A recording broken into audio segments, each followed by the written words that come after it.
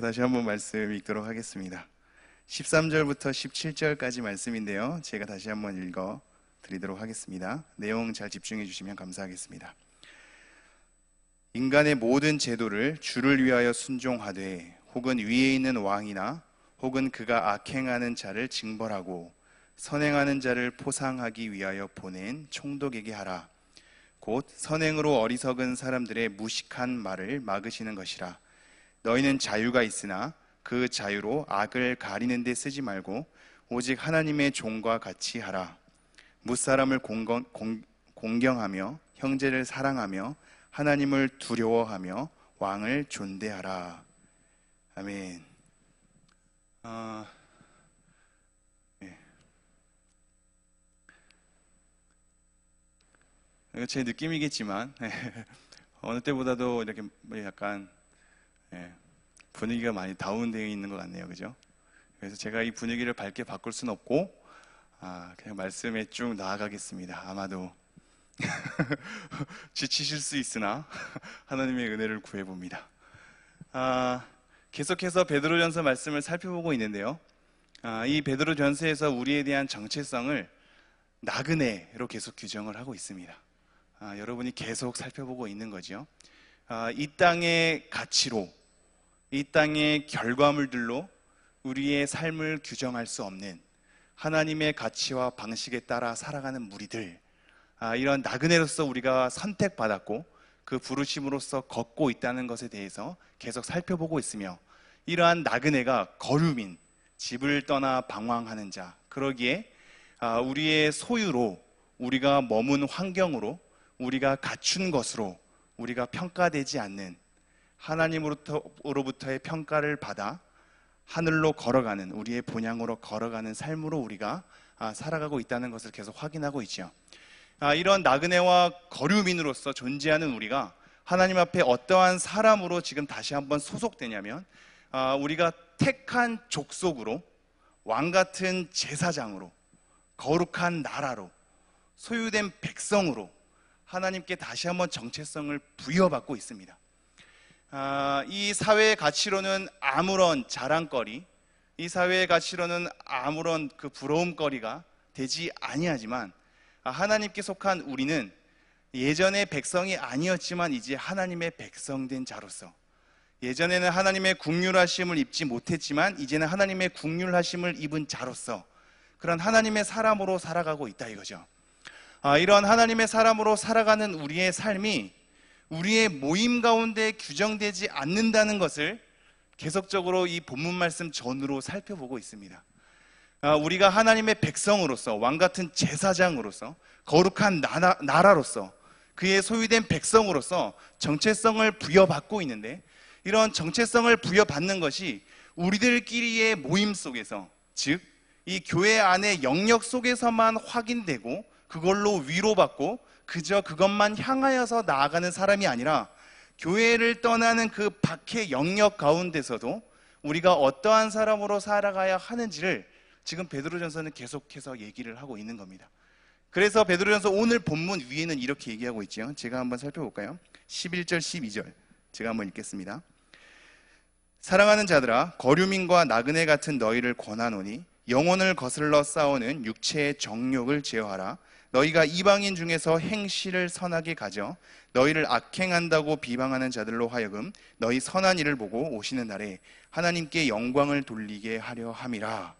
육체의 정욕을 제어하라면서 하는 말씀이 이방인들 가운데에서 우리의 행실을 선하게 하라라고 얘기를 하고 있거든요. 우리의 삶의 영역을 넓혀주고 있습니다. 하나님께 부름받은 자들의 모임 속에서만 그렇게 살아가라는 것이 아니라, 하나님을 믿지 않는 이방인의 영역 가운데서도 우리의 행실을 선하게 하여서 그들로 하여금 하나님께 영광을 돌리는 삶으로 나아가게 하라고 우리에게 요구하고 있는 것이지요. 이것에 대해서 우리가 진실로 행실을 선하게 한다고 그 사람들이 하나님을 찬미하는 삶으로 나아가지 않음을 우리는 이미 살펴보았죠. 우리에 대한 선한 행실에 대해서 어리석거나 바보 같은 짓이라고 조롱하는 게 다반사며, 많이 양보하여도 우리의 정말 선하고 선한 것들에 대한 진심을 그들이 알아주어서 그것에 대해서 칭찬한다 할지라도 하나님을 찬미하는 것으로 가기까지는 너무나 멀고 오히려 우리의 삶이 자랑으로 드러나게 되는 그런 한계에 봉착한다 그랬죠. 그럼에도 불구하고 때로는 하나님께 영광을 돌리는 삶으로 간혹 갈 수도 있겠습니다. 그러한 여지도 열어둬야죠. 그래서 우리는 선한 일을 행하면서 우리가 드러나지 않도록 항상 준비된 말이 있어야 할 것입니다. 왜 그렇게 살아가며 왜 그러한 일을 했노라고 물을 때 나라는 사람이 드러나는 것이 아니라 하나님이 드러날 수 있도록 우리는 항상 말씀을 통하여서 말을 준비해야겠지요. 그러한 준비된 말을 통하여 하나님께 영광을 돌리는 방향으로 간혹 갈 수도 있겠습니다. 그러나 현실은 많이 어려울 겁니다. 그럼에도 불구하고 우리의 수고로움, 우리의 선한 행실에 대한 노력이 여러분에게 지치게 만드는 것이 아니라 언젠가는 하나님의 의로움이 공표될 그날을 향하여서 우리가 참고 참으며 우리의 수고로움에 대해서 그거를 그냥 넘어가지 않으시는 하나님의 판단 속에 우리가 그 일에 대해서 지치지 않고 끊임없이 해야 함을 우리가 살펴보았죠. 이러한 우리의 선한 행실이 지금 굉장히 중요한 영역 가운데 던져지고 있습니다. 이방인의 삶 가운데 행하는 것에 대해서 우리에게 얘기를 하고 있으며 그것을 정부와의 관계 속으로 다시 한번 오늘 본문 속에 확대시키고 있는 겁니다. 이거는 쉽게 얘기하면 이렇죠. 여러분이 하나님의 사람으로 살아가는 정체성을 교회 안에서만 확인하지 마라. 교회 밖에서 너가 살아가는 삶을 보고 그게 정말 하나님의 사람으로서 살아가고 있는지를 들여다봐라 라는 겁니다.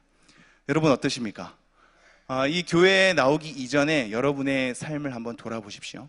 가정에서의 여러분의 삶이나 직장에서의 여러분의 삶, 사회에서 만나는 관계를 돌아보십시오. 그것이 교회에서 하나님의 사람으로서 정체성을 확인하는 것처럼 일관되게 그 영역 속에서도 하나님의 사람이라고자 할 수 있는 삶을 살고 계신지요? 이것을 성경은 묵과하고 있지 않거든요. 우리들이 모였을 때에만 하나님의 사람으로서 그렇게 위로받지 마라. 우리들이 모였을 때에만 하나님의 가치와 하나님의 방식으로 살아가려고만 하지 마라. 교회 밖의 영역 속에서도 그렇게 살아가는 것이 마땅하다라는 것으로 우리를 초청하고 있습니다. 이방인들 가운데서 하나님을 거역하고 우리로 보고 오히려 악행한다고 비방하는 그들 틈에서 우리의 행실을 선하게 하랍니다. 이 영역을 확대시키고 있습니다. 믿는 자들 안에서만 하는 것이 아니라 믿지 아니하는 자들 그 안에서도 우리의 행실을 돌아보라고 요구하고 있죠. 이게 지금 제가 원론적으로 자꾸 던져서 여러분에게 와닿지 않을지 모르겠지만 실제적으로 이렇게 들어갈 수 있습니다. 여러분이 식당에 가서 종업원이나 아니면 그 일하는 직원들에게 하는 태도나 자세를 보십시오.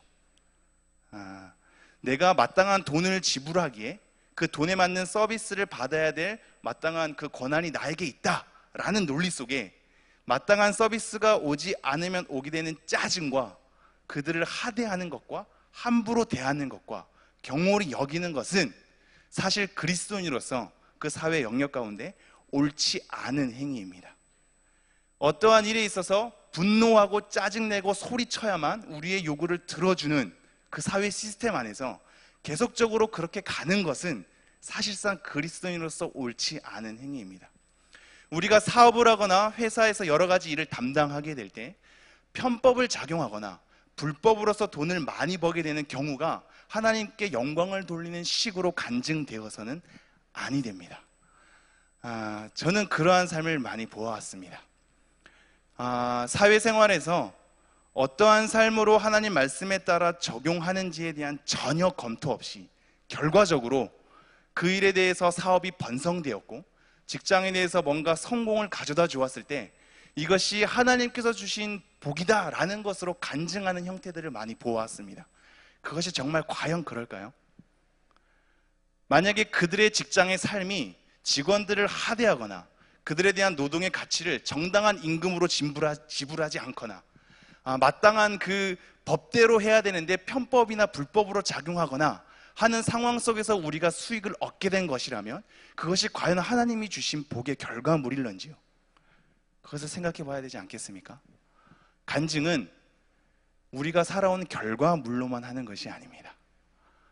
그들이 하나님의 방식으로 살아나게 됐을 때 하나님이 주시는 그 이후의 결과, 이 모든 것을 총괄해서 하나님에 대한 고백으로 이어져야 하는 겁니다. 우리가 그것까지 자꾸 가지 않지요. 우리의 직장의 삶이, 사회의 삶이 하나님의 말씀의 방식으로 이루어졌는가에 대한 검토가 없이 이루어질 때가 많습니다. 지금 그것에 대해서 다시 한번 되묻고 있는 겁니다. 이방인의 삶 가운데에서 우리의 행실을 선하게 하라라는 건 그저 그들이 볼 때 착하다는 평가쯤이 아니라 하나님의 말씀에 맞게끔 우리가 펼쳐지는 삶을 우리에게 지금 요구하고 있는 겁니다. 여러분의 사업이, 직장의 삶이, 가정의 삶이 하나님의 방식으로 이루어지고 있는가를 검토해 주십시오. 그러한 검토 없이 가다간 교회에서의 신앙 좋음과 별개로 가정에서의 가치관은 또 다른 세속적 가치관으로 흐를 수 있으며 직장의 운영 방식은 또 다른 세속적 가치관으로 흐를 수 있습니다. 이것이 확대되어야 합니다. 여러분이 말씀으로 아멘이라고 고백하고 말씀으로 확인하는 내용이 여러분의 삶의 전 영역 가운데 펼쳐져야 합니다. 그것이 이방인의 삶 가운데서 지금 우리에게 미리 얘기가 되고 있고, 오늘은 국가의 전체적인 그 관계와 시스템 안에서 우리에게 던져지고 있습니다. 제가 다시 한번 오늘 본문 말씀 읽어보죠. 13절부터 17절입니다. 인간의 모든 제도를 주를 위하여 순종하되 혹은 위에 있는 왕이나 혹은 그가 악행하는 자를 징벌하고 선행하는 자를 포상하기 위하여 보낸 총독에게 하라. 곧 선행으로 어리석은 사람들의 무식한 말을 막으시는 것이라. 너희는 자유가 있으나 그 자유로 악을 가리는 데 쓰지 말고 오직 하나님의 종과 같이 하라. 무사람을 공경하며 형제를 사랑하며 하나님을 두려워하며 왕을 존대하라. 미리 말씀드리도록 하겠습니다. 오늘 말씀은 어렵거나 재미없을 겁니다. 어렵거나 재미없다라는 말은, 어려움은 이럴 때 느낍니다. 내용 자체가 어려울 수도 있는데 우리가 관심을 두지 않는 주제나 내용에 대해서 언급할 때 오게 되는 생소함 때문에 어려움을 느낄 수 있습니다. 즉 다시 말해서 그리스도인으로서 살아간다는 것이 우리의 사회 정 영역 가운데 어떠한 삶을 살아가는 것이냐라는 것에 대한 고뇌나 고민을 하지 않은 분들에게는 이 말씀 자체가 그렇게 와닿지 않고 이 내용 자체가 우리 마음속에 잘 받아들여지지 않는 생소함을 느낄 것입니다. 그러면 어렵습니다. 여러분이 이러한 측면에서 고민을 했다라면 좀 더 와닿을 수 있고 그 고민이 좀 더 확장될 수 있고 좀 더 재미를 느낄 수 있겠지요. 그렇지 않은 이상 어려우실 겁니다. 그래서 오늘 말씀이 어렵게 작용될 수도 있을 겁니다. 그러나 우리가 이 말씀을 피해서는 안 되겠습니다. 항상 설교는 뭐 30분가량, 40분가량의 이 흐름 속에 기승전결이 있는, 즉 정답이 있고 감정적인 동의가 있고, 그래서 아멘이 유도되게 되는 이러한 시스템으로 계속 흘러가고 있거든요. 근데 그것이 여러분들을 위해서 중요하게 제공되는 하나의 서비스일 수 있는데 꼭 그렇게만 흐르지 않습니다.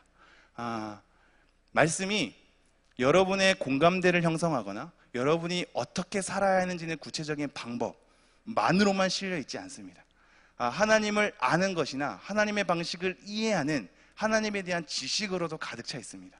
그러므로 오늘 말씀이 여러분의 삶에 당장의 유익을 가져다 주지 않을 수도 있고 여러분의 삶에 구체적으로 적용할 만한 거리들이 던져지지 않을 수도 있겠습니다. 그래도 상관없습니다. 말씀이 꼭 그래야만 하는 것은 아닙니다. 하나님께서 말씀을 적어 두었을 땐 이것을 통하여서 하나님에 대한 뜻과 그 방식에 대한 이해도 필요합니다. 당장 우리의 삶에 대해서 구체적인 것을 나열하지 않아도 우리는 이것을 통해서 하나님의 뜻과 방식이 어떠한 것인지를 이해하려고 하는 노력이 필요한 거겠죠. 그러한 자세로 오늘 말씀을 조금 들여다보도록 하겠습니다. 그리고 오늘 말씀은 굉장히 복잡하고 광범위합니다. 그래서 오늘 시간이 벌써 많이 지나가고 있는데 간결하게끔 매듭되지 않을 수도 있겠습니다. 오늘 말씀을 하다가 함께 나누는 것이 시간에 한해서 조금 말씀을 드리고 오늘 다 마무리가 안 되면 다음 주로 또 이어가도록 하겠습니다. 괜찮으신가요? 네, 안 괜찮다고는 말씀 못 하시겠죠? 제가 13절, 14절 다시 한번 읽죠. 인간의 모든 제도를 주를 위하여 순종하되 혹은 위에 있는 왕이나 혹은 그가 악행하는 자를 징벌하고 선행하는 자를 포상하기 위하여 보낸 총독에게 하라. 우리가 지금 이 말씀을 통하여서 교회가 국가에 대해, 정부에 대해, 아니면 위정자들에 대해 순종하는 시스템으로 무조건 받아들여질 겁니다. 그러나 이 말씀은 생각보다 그렇게 단순하지 않습니다. 우선 첫 번째로 우리가 한번 비판적으로 돌아봐야 될 게 있습니다. 점검을 해야 되는 거죠. 그동안 교회는 정치와 종교가 분리되는 것이 마땅하다고 외쳤습니다. 이거를 정교 분리라고 합니다. 정치에 대한 영역과 종교에 대한 영역을 분리시켜야 한다는 거죠. 이러한 사상이 왜 나왔을까요? 정치와 종교가 교묘하게 서로 간섭하고 개입하기 시작하니까 오게 되는 문제점들이 발생했기 때문입니다. 지금 우리가 베드로전서를 살펴보는 이 시대적 배경에서는 그리스도인들이 황제로 하여금 핍박을 받는 시기였습니다. 이 핍박의 시기가 300년 초까지 쭉 이어지다가 나중에 어떠한 황제로 하여금 기독교가 그 국가에 받아들여지도록 공인이 됩니다. 그리고 이후에는 기독교가 이 한 나라의 국가가 되도록 선언이 되지요. 기독교라는 종교 하나가 국가의 하나의 국교로 인정되면서 서로 함께 가는 배를 타게 되었습니다. 이러한 가운데 펼쳐지는 삶들이 뭐였냐면 교회의 부패와 타락이었습니다. 교회가 권력에 기생하게 될 때 오게 되는 교회의 타락이 있었고, 그 정치를 오히려 지배하는 위치에 서게 될 때 권력의 남용들이 있었습니다. 이러한 삶으로 하여금 어떠한 삶이 펼쳐졌냐면 대표적으로 십자군 운동입니다. 십자군 운동은 예루살렘 성전이 이슬람 세력에 하여금 탈환되었을 때 그 성전을 다시 한번 탈취하자는 전쟁의 일환이었습니다. 이 전쟁이 그리스도의 이름으로 시행되었고, 그리스도의 이름으로 서로 죽이는 게 마땅한 것으로 사람들이 사용하기 시작했습니다. 하나님의 이름으로, 그리스도의 이름으로 전쟁을 해서 그들을 죽이고 그들을 저주하고 그들을 몰아내는 것이 마땅한 것으로 받아들여진 것이요.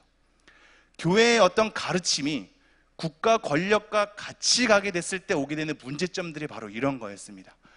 여러분이 잘 알다시피 많은 사람들이 기독교를 멀리한 것은 종교 전쟁에 따른 결과물이기도 합니다. 카톨릭과 개신교가 싸우고 개신교 안에서도 싸우고 그거에 대한 전쟁이 몇십 년, 백 년 정도 길어지고 그 속에서 오게 되는 서로에 대한 지침이 있었기 때문입니다. 그 속에서 사람들이 종교를 선호하지 않았지요. 비판적으로 선호하지 않는 것으로, 그들에 대해서 이해할 수 없는 것으로 방어를 치기 시작한 겁니다. 교회와 국가 권력이 서로 이렇게 개입하고 한 배를 타게 됐을 때는 이거에 대한 부패성을 어떻게 할 수 없었던 겁니다. 그래서 어떠한 이들은 이 두 개를 완전히 대조적으로 분리해 버렸습니다. 국가 권력이 교회와 함께 가게 됐을 때 국가 권력은 세속적인 하나님의 나라의 방식과 맞지 않는 이러한 방식으로 작동되기 때문에 이들을 멀리해야 된다. 적대적으로 이들에 대해서 전혀 우리는 타협하지 말아야 된다라는 분리주의적인 성격을 지닌 사람들도 나오게 되었습니다. 이렇게 나오게 되니까 오게 되는 문제는 처음에는 권력과 함께 배를 타게 됐을 때 오게 되는 교회의 부패와 타락, 권력의 남용, 이러한 쪽으로 흐르기보다는 하나님의 영역을 축소시켜 버렸습니다. 우리 교회만, 하나님의 부르심을 받은 사람만 하나님의 지배 속에 있는 것이고, 이 지배를 넘어선 영역은 다 타락한 곳으로 보게 된 것이죠. 그것에 대한 영향이 오늘날 우리나라에도 좀 만연되어 있습니다. 우리가 이런 식으로 표현하지 않습니까? 기도를 하게 될 때 세상 사람들, 그죠? 세상 사람들, 이런 표현으로 우리를 구분시켜 놓습니다. 이 표현이 어떠한 맥락에서 나오는지 이해는 합니다만 그렇게 탁월한 용어라고 얘기는 할 수는 없습니다. 왜냐하면 우리도 세상 가운데 살아가는 세상 사람들이기 때문입니다. 그런데 교회 사람들은 뭔가 거룩한 것이고, 교회를 다니지 않는 세상 속에, 그 영역 속에 있는 사람은 뭔가 타락한 사람으로 이렇게 갈라놓는 것은 하나님께서 원하시는 창조 질서가 사실은 아닙니다.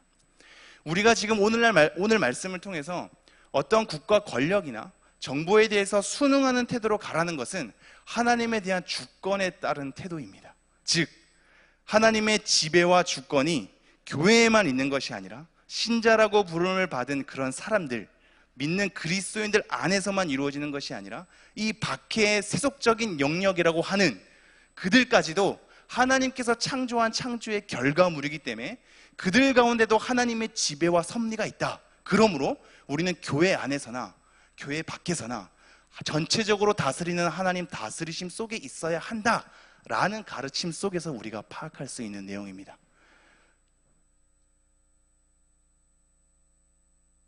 재미없죠?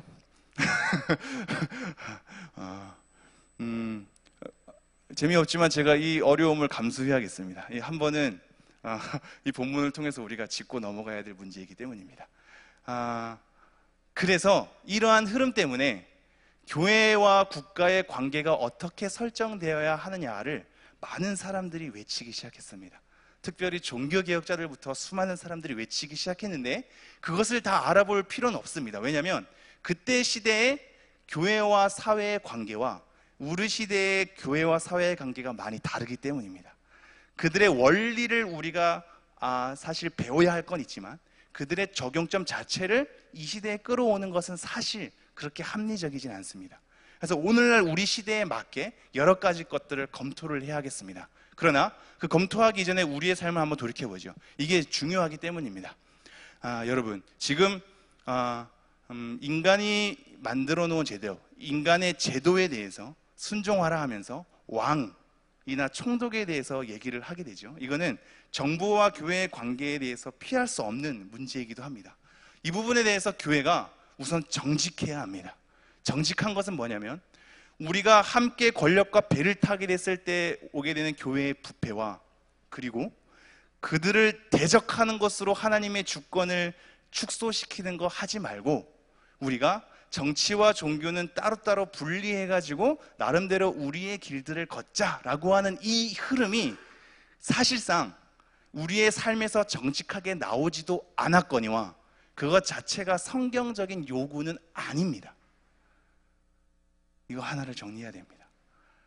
종교 분리가 우리에게 가장 강하게 인식되었을 때에는 사실상 선교사님들이 우리나라에 초기에 왔을 때의 상황이랑 비슷합니다. 선교사님들은 정치에 대해서 관여할 수가 없었기 때문입니다. 특별히 일본이 우리나라를 침략하게 됐을 때 그들에 대해서 선교사님들은 할 일도 없었거니와 이쪽을 편들어줘도 곤란하고 저쪽을 편들어줘도 곤란한 상황에 처해 있었습니다. 그래서 정교가 분리되는, 정치와 종교가 분리되는 식으로 우리는 그냥 하나님 바라보면서 말씀 안에서 우리가 그렇게 신앙생활 하면 돼, 이런 식으로 많이 가르쳐 왔던 것이죠. 사실 여러분 그렇지 않습니다. 종교개혁자들의 외침만 보더라도 그렇지 않고 그 이후에 펼쳐진 삶만 보더라도 그렇지 않습니다.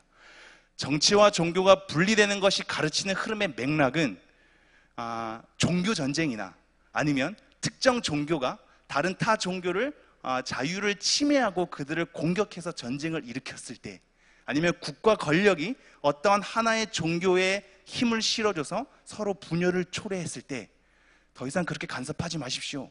교회도 정치에 대해서 그렇게 간섭하지 않을 것이며 정치도 교회에 대해서 그러한 무력을 시행하지 않을 수 있도록 우리는 각자의 영역대로 가는 것이 옳습니다라는 맥락에서 나온 것이지, 이것이 교회가 이 사회의 영역에 관해서 아무 소리 할 수도 없고 사회가 이 교회의 영역 가운데 아무 소리도 할 수 없는 서로 별개의 문제로 가게 되는 결과물로 만들어 놓은 것이 아닙니다. 이것이 정리가 다 잘 되는지요? 쉽게 말하면 이겁니다. 교회가 정치에 대해서 관심을 가져야 할까요? 갖지 말아야 할까요? 우리는 대부분의 우리의 인식은 전통적인 목회자들의 가르침 속에서 종교 분리, 정치와 종교가 분리된 흐름 속에서 가르침을 받아왔기 때문에 정치에 대해서 관심을 갖지 않는 것이 마땅한 것으로 이해했습니다. 근데 여러분 그렇지 않습니다. 어떠한 정통적인 서적을 찾아봐도, 그리고 우리의 성경에 대한 가르침을 찾아봐도 전혀 그렇지 않습니다. 이 사회가 올바르게 기능하지 못했을 때 교회는 선지자적 외침을 외쳐야 합니다. 하나님의 방식으로 벗어나거나 하나님의 뜻을 거스렸을 때 교회는 하나님의 말씀을 가지고 그들이 하나님의 말씀에 따라 살아가야 하는 것에 대한 외침이 있어야 하는 겁니다. 그런데 왜 이런 정치에 대한 관심을 끄는 것으로 우리에게 작용했을까요? 그것은 교회가 특정 종교에 대해서 편을 드는 적이 많았기 때문입니다. 그리고 정치의 다른 입장들이 교회 안에서 수용될 수 있는 실력이 부족했기 때문입니다. 제가 약간 어렵게 던져지는 것 같아 쉽게 말하면 이겁니다. 여러분, 우리 교회 안에서 집사님들, 권사님들, 장로님들이 모여서 정치에 대해서 얘기한다고 합시다. 민주통합당을 지지하는 분이 있을 테고 자유한국당을 지지하는 분들이 있을 겁니다. 이분들이 토론하면 결과가 어떻게 될지 이미 아시죠? 네, 싸웁니다. 싸우고 윽박 지르고 너와 나는 다른 사람으로 편을 가르게 되죠. 이게 지금 현실 교회의 실력입니다. 다름을 수용하거나 정치적인 입장을 여러 가지 가질 수 있음에 대한 포용력이 전혀 없는 상태, 이러한 상태에서는 정치에 대해서 얘기하는 것이 오히려 분열을 초래하기 때문에 안 하는 것이 더 지혜로울 수 있습니다. 그래서 한국교회는 그것을 유지했고, 교회 안의 공적인 형태 가운데서 어떠한 정치적인 토론도 침묵하는 방향으로 많이 갔습니다. 그러나 그것만이 성경에 대해서 지침이 사실은 아닙니다. 이것 때문에 교회가 어떠한 현상을 초래하게 됐냐면, 모든 공적인 영역 가운데 그리스도인의 마땅한 소리를 내야 함에도 불구하고 교회 안으로 자꾸 축소돼 버린 겁니다. 우리의 신앙적 형태가 공적인 영역 가운데서도 일관되게 흘러야 하지만 밖에서는 아무 소리도 못하고 교회 안에 들어와서 그저 기도하는 것으로만 굳혀졌다 이겁니다. 여러분, 그렇지 않습니다. 그리스도인들이 마땅히 가져야 할 태도와 자세는 교회 안에서만, 우리끼리만, 기도로만 하는 것이 아니라 우리의 모든 영역 가운데 하나님의 다스리심을 바라보며 하나님의 원칙과 방식대로 말씀에 따라 말씀의 소리를 내야 할 책임이 우리 가운데 있는 겁니다. 근데 이것이 작용이 안 됐던 거죠. 그러니까 관심을 끄게 만들고 무슨 내용을 얘기하면 편향되게 이해하게 되고 했습니다. 그렇다면 과연 목회적인 영역 가운데서 목회자들은 그렇다면 정교 분리, 정치와 종교가 분리되는 것에 대해서 성도님들한테 그렇게 얘기해서 아예 관심을 끄게 만들었지만, 과연 목회자들도 그렇게 관심을 끄면서 지금까지 이어져 왔을까요? 그렇지 않습니다. 이게 모순입니다. 만약에 정치와 종교가 분리되는 것에 대해서 계속적으로 일관되게 유지하셨다면 그것에 대해서 굉장히 그 일관성을 존중해 줄만 하지요. 그러나 그렇지 않았습니다. 일본이 우리나라를 침략했을 때 일본의 편을 들어주는 목회자들이 많았고, 여러분도 잘 알다시피 독재 정권 가운데 그들에 대한 정부를 옹호하는 발언으로 하시는 분들이 많았습니다. 여러분, 그 조찬기도회 아십니까? 조찬기도회가 어떻게 생긴 건지 아십니까? 옛날에 목회자들 분들에는 조찬기도회를 간 거를 어떤 명예와 훈장식으로 많이 자랑을 하셨던 적이 있습니다. 이해합니다. 한 나라의 권위자들의 모임 속에서 이 나라를 위해서 기도한다는 것은 순수한 그런 마음이 들어갈 수도 있겠죠. 그런데 이 작동하는 메커니즘은 뭐냐면, 특정 정부가 기독교인들의 목사의 영향력 있는 사람들을 불러서 같이 기도에 동참시킴으로써 특정 정부에 대해서 옹호할 수 있도록 유도하는 결과를 낳게 되었습니다.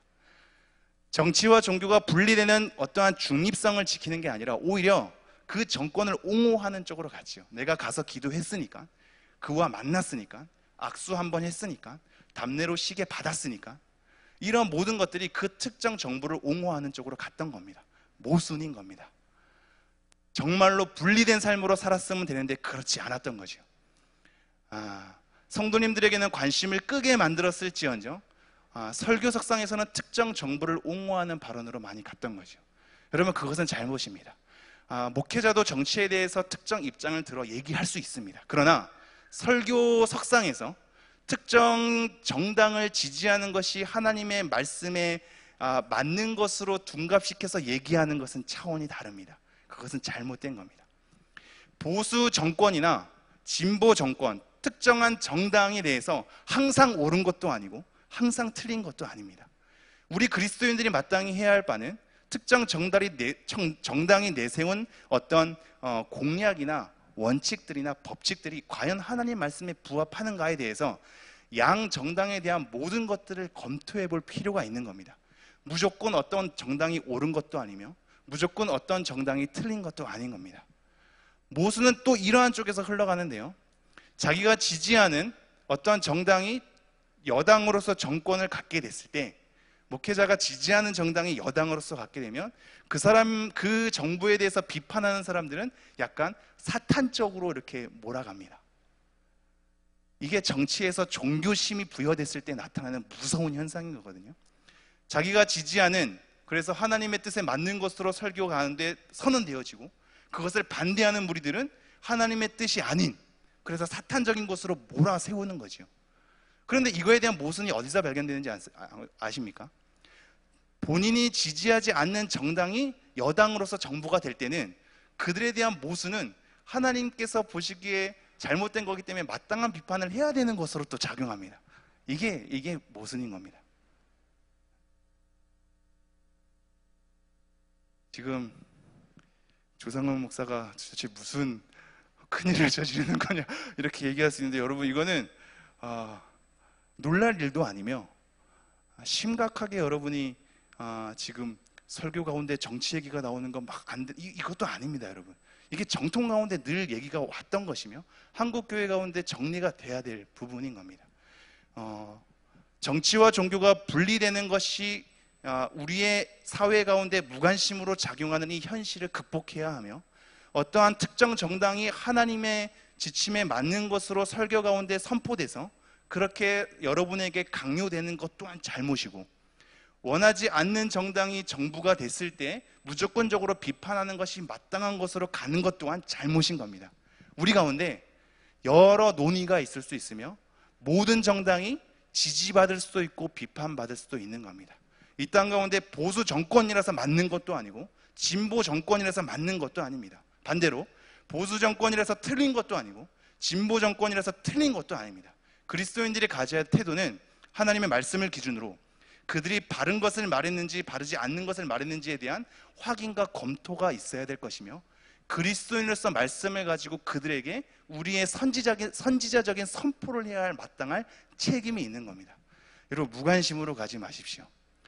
우리가 그 부분에 있어서 더 관심을 가져야 하고, 이 사회의 흐름이 잘못된 방향으로 가지 않도록 우리가 제재를 가해야 합니다. 제재를 가하는 방식, 그리고 호소를 하는 방식이 폭력적이어서는 안 되겠습니다. 우리는 지혜롭고 비폭력적으로 젠틀하게 마땅한 법과 질서의 테두리 안에서 우리의 소리를 내야 할 책임이 있는 겁니다. 이게 그리스도인의 책임입니다. 오늘 말씀 잠깐 다시 볼까요? 13절 14절입니다. 인간의 모든 제도를 주를 위하여 순종하되 혹은 위에 있는 왕이나 혹은 그가 악행하는 자를 징벌하고 선행하는 자를 포상하기 위하여 보낸 총독에게 하라. 말씀이 시간이 많이 지났기 때문에 아마도 이제 좀 연장이 되어야 할 것 같은데요, 여기 보면 인간의 모든 제도를 주를 위하여 순종하되 혹은 위에 있는 왕이나 혹은 그가 악행하는 자를 징벌하고 선행하는 자를 포상하기 위하여 보낸 총독에게 하라 라고 얘기했을 때 이미 하나의 한계를 설정해 줍니다.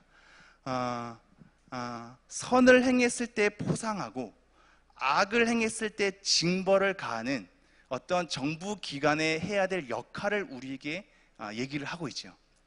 우리가 어떠한 정부 시스템 안에서 특정 정부에 대한 흐름을 무조건적으로 지지하지 않는 하나의 한계를 설정해 주는 겁니다. 한마디로 이런 거죠.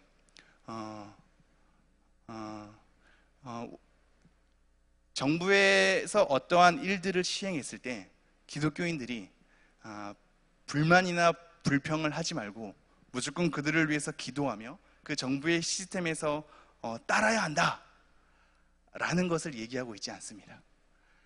그들이 마땅히 하나님의 법과 하나님의 질서 가운데 마땅한 일을 했을 때 당연히 순종해야겠거니와, 그 하나님의 뜻과 질서에 어긋난다면 우리는 마땅히 그들이 하나님의 뜻과 질서 안에서 그 일들을 시행하도록 우리의 소리를 내야 하는 것으로 우리를 초청하는 겁니다. 제가 다시 한번 읽을까요? 13절. 인간의 모든 제도를 주를 위하여 순종하되 혹은 위에 있는 왕이나 혹은 그가 악행하는 자를 징벌하고 선행하는 자를 포상하기 위하여 보낸 총독에게 하라. 자, 인간의 만든 모든 제도를 누구를 위해서 순종한다고요? 주를 위하여 순종한답니다. 여기서 인간이 만든 제도 자체가, 이 용어 자체가, 이 구절만 하고 좀 마무리를 하겠습니다. 이 제도 자체가 가지고 있는 단어가 굉장히 특이합니다. 이 제도란 단어는 원래로 따지면 창조라고 번역되는 단어입니다. 인간의 모든 창조 또는 모든 인간의 창조라고 번역될 수 있는 거죠. 이 창조에 대해서 인간이 과연 어떠한 것을 창조할 수 있을까요? 없음에도 불구하고 창조란 단어를 굳이 끄집어냈을 때 어떠한 학자들은 이렇게 얘기합니다. 결국 인간이 고안해낸 어떠한 것들도 하나님의 주권 안에 있기 때문에 창조란 단어를 의도적으로 넣음으로 그 모든 것들이 하나님의 주권 가운데 시행된다라는 하나의 가르침을 주기 위해서 이러한 단어를 쓰게 했다라는 학자들의 의견이 있습니다. 그러나 저는 이러한 쪽으로도 더 생각을 해보았습니다. 지금 우리의 이 정부 시스템 자체가 어떻게 해서 탄생되게 되었죠? 잘 생각해 보십시오. 원래는 하나님의 다스리심 속에 선지자와 제사장들의 그런 하나님의 위임과 대리인들을 통해 하나님의 신탁을 건네받아서 하나님의 다스리심 속에서 그 일들을 했던 이스라엘의 어떤 나라의 흐름들을 보십시오. 이것을 전복하고 어떤 것을 구하는 죄를 범하기 시작했죠? 왕을 구했습니다. 그렇지 않습니까? 왕을 구하는 어떤 그들의 요구를 하나님이 그것이 죄악임에도 불구하고 허용하셔서 하나님의 뜻을 이루는 또 다른 쪽으로 인도를 하셨지요. 이 창조란 단어 자체가 인간들이 사실상 하나님과 무관하게 요구된 것들을 하나님이 허용하시어 하나님의 뜻을 보내버린 의도 속에서 창조란 단어를 넣을 수도 있는 겁니다. 이거는 이 여러 가지 생각을 하게 되는데요. 두 가지입니다. 첫째는 국가 권력이 하나님의 말씀에 부합했을 때는 순종하되 하나님의 말씀에 부합하지 않았을 때는 하나님의 말씀에 소리를 내야 한다라는 일반적인 원칙이 있고, 두 번째는 그것을 넘어섭니다. 이거 헷갈리지 마셔야 되는데요. 넘어서는 건 이겁니다. 국가가 권력을 잘못 사용했음에도 불구하고 그 잘못 사용함이 하나님의 주권 가운데 하나님의 뜻을 이루기 위한 하나의 수단으로 작용할 수 있으므로 그 안에서 하나님의 주권을 바라보며 우리의 할 일을 하며 그 속에서 순응하며 나아가는 겁니다. 이거를 또 다른 예로 이렇게 설명을 해보죠. 구약에서의 전쟁이 사용되는 방법을 보십시오. 하나님께서 전쟁을 기뻐하십니까? 살인하지 말라고 한 하나님이 국가적인 시스템 안에서 국가와 국가의 그 전쟁 속에 그 사람들을 죽이는 걸 기뻐하시는지요? 전쟁이 이 땅 가운데 마땅히 이루어져야 될 하나의 지침으로 작용할 때는 유일하게 이것밖에 없습니다. 하나님이 명령하실 때. 그리고 구약의 흐름들을 볼 때 하나님이 명령한다고 했다 할지라도 그거에 대한 여러 가지 상황을 여러분이 잘 검토해 보십시오. 전쟁 자체를 하나님이 기뻐하시는 것이 아니라 심판의 도구로 전쟁을 사용하신 겁니다. 심판의 도구로 전쟁을 사용했다는 얘기는 무슨 얘기냐면, 그들이 전쟁을 해서 이 나라한테 전쟁에서 침략을 했을 때 이 나라가 죄가 가득하기에 전쟁으로서 이 나라를 심판한 것이며, 전쟁을 사용한 그 나라는 하나님이 또 다른 나라를 통해서 다시 한번 또 치십니다. 이게 기억나십니까? 아수르와 바벨론이 대표적입니다. 이스라엘 나라가 범죄했을 때 아수르, 바벨론을 통하여서 이스라엘을 침략하게 하는 하나의 심판의 도구로 하나님께서 활용하셨지요. 그러나 그 전쟁의 과정 가운데 잔인함과 무모함과 하나님의 말씀을 따르지 않는 그러한 여러 가지 형태가 만연했기 때문에 아수르도 또 다른 나라에 의해서 패하고 바벨론도 또 다른 나라에 의해서 패하는 겁니다. 이 전쟁이라는 하나님의 심판의 수단이 사용되는 이 흐름들을 보셔야 됩니다. 마찬가지로 빌라도를 보십시오. 빌라도는 자기가 가진 권세를 오용했습니다. 오용했음에도 불구하고 하나님의 전체적인 주권 가운데 빌라도의 잘못된 권세를 하나님이 허용하심으로 예수 그리스도의 십자가 사건을 이루는 하나의 도구로서 작용한 겁니다. 이러한 도구로 작용했다고 한들 빌라도 죄가 없어지는 것이 아니죠. 우리가 늘 외치는 사도신경 가운데 빌라도의 죄는 늘 언급되게 되었습니다. 그의 죄는 죄로 마땅히 처벌받되 하나님은 그의 잘못된 권력을 하나님의 주권 가운데 하나님의 뜻을 이루는 쪽으로 하나님이 사용하신 겁니다. 마찬가지입니다. 오늘 본문은 두 가지입니다. 잘못된 권력의 사용 앞에 우리가 무조건적으로 따르지 않고 우리의 소리를 내는 것으로도 우리가 적용을 할 수 있는데, 두 번째는 잘못된 권력의 오용, 권력의 오용이라 할지라도 하나님의 다스리심 가운데 하나님의 뜻을 이루는 하나의 수단으로 사용할 수 있기 때문에 그 속에서 우리가 순응해 가는 것으로 두 가지가 우리에게 다 던져집니다. 이것이 어떻게 보면 모순되는 것처럼 보이고 우리에게 힘들게 작용할 겁니다. 하지만 여러분 잘 생각해 보십시오. 하나님의 주권은 권력의 오용보다 큽니다. 그리고 권력의 오용이 있었을 때 무조건적으로 순응하는 것을 얘기하지 않고 하나님의